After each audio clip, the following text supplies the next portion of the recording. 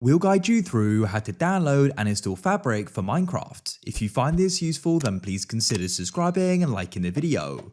If you didn't already know, Fabric is a mod loader, so with it, it means we can go and install mods. So we'll guide you through this step by step. What we need to do is go and quit Minecraft. Here we are on the desktop, and what we need to do is go and open up a web browser of our choice. In this case, I'll use Chrome, but it doesn't matter. What we now need to do is go and type in Fabric Minecraft, just like so. You want to come to the official site, which is fabricmc.net. At the top, you'll go and see the option for download. It's a lightweight mod loader for Minecraft, and you can then press download for Windows. You can go and get the universal jar and install it that way as well. We now have the installer, and what we need to do is go and get some mods to go and install with it. So what you can do is go to a site like CurseForge or Modrinth. These are popular sites you can get mods from. In this case, I'm going to come to CurseForge. As you can see, we can go and select Minecraft and press browse all at the top. Then what we can do is go and scroll down, and what I can do is go and select mods like so, and you can start browsing through them. You can even go and filter for Fabric as well to make it even easier. In this case, I'll go and get just enough items. I'll click here. You can read about the mod, and then what you can do is select files.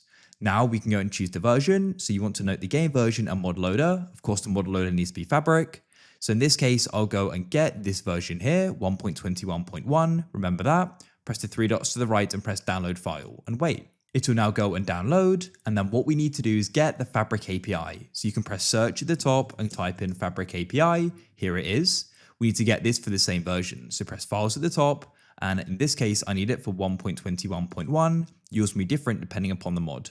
We can then come to the right, press the three dots and press download file. Of course, you can get other mods as well. Just make sure they're for the same version. In my case, that's 1.21.1. It has been blocked here. If I go and click on it, I can press download file. Before we start the install process, a big shout out to the sponsor of this video, Apex Hosting. If you're in need of a Minecraft server, check out the pinned comment or the link in the description to get right here. They've got so many awesome benefits, for example, one-click install mod packs, DDoS protection, 24/7 servers and support, ultra latency, and so many other great features as well, which you can go and see here, like instant setup.